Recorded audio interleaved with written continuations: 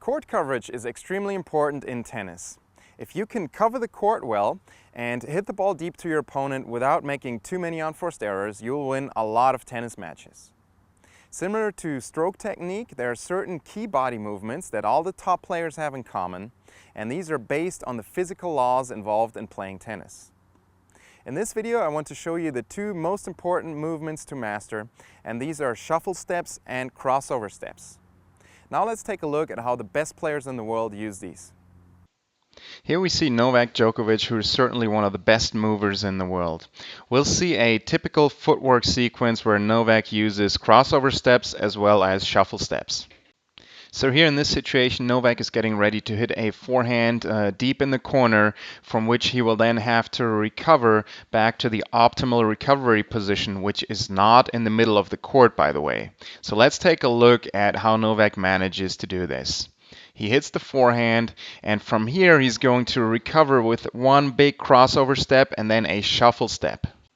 So let's take a look at that. Novak crosses over in front with a big crossover step because this covers a large distance. He then finishes the movement by bringing the back leg around into a split step. And from here, Novak is now going to continue with a shuffle step because he's already very close to his optimal recovery position. So let's take a look at that shuffle step. And while in the air, Novak recognizes where the next ball is coming and already turns his foot out in that direction. From here, he now uses a crossover step to once again cover a big distance to the next shot.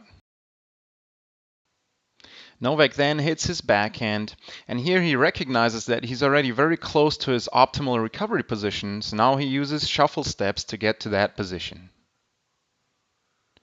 And once again, the next ball comes and he goes with a crossover step to hit that last shot. Now let's take a look at a footwork sequence from Roger Federer. Here Roger hits a chip return, and afterwards he immediately recognizes that he has quite a distance to cover to the optimal recovery position, so he uses a crossover step. Now he split steps and reacts to the next shot. He decides that a shuffle step is enough to get to this shot, even though it is relatively far to the outside. So he shuffles and then slices the ball down the line. From here he uses a crossover step, and this is actually a reverse crossover to get back to the optimal recovery position. Then once again we'll see that Roger shuffles to cover a small distance and get ready for the next shot. He uses a big crossover step to attack this short ball and then hits a winner down the line. So as you could see, Novak and Roger use the same basic footwork techniques, shuffle steps and crossover steps to deal with these situations. Okay, so let's work on those shuffle steps and crossover steps. Now, once again, the crossover steps are the most important steps when you have to get to the ball towards the corner and when you come back towards the middle.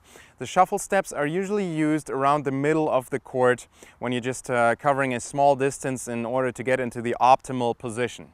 So now I'm going to show you a sequence. We're going to start with shadow swing without hitting a ball, and this is the basic sequence that you should work on and that you should master to cover the court well. So you start in the middle.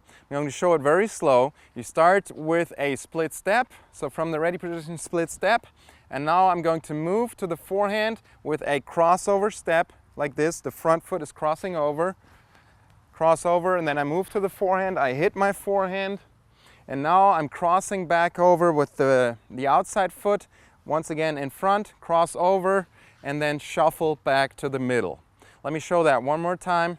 Split step, cross over, hit, cross over again in front, and then shuffle back to the middle. That's the very basic sequence that usually happens when you have to hit a shot over on the forehand side. Same thing over on the backhand side. So now I'm going to show that one more time in regular speed, a little bit faster. Okay, so split step, hit, back, crossover, and shuffle. And you practice that over and over. Once that feels somewhat natural, it's time to start hitting some balls. So let me demonstrate that right now. Split step, crossover, hit, crossover, and shuffle. And again, crossover back, shuffle. Let's do one more. Crossover, shuffle. Okay, now on the last one, I actually did not cross over into the corner because the ball was not that far out. So I just started with a shuffle like this and then hit right here. So if the distance is not that big, you can go ahead and use the shuffle also to get out there. So now let's take a look at that sequence in super slow motion. Okay, I start with a split step, then a crossover step in front to get to the forehand. I hit my forehand with a neutral stance here. And now it's time to recover to the middle with a big crossover step in front once again. And then I use a shuffle to get back into position. So much for the basic court coverage sequence that I want you to practice.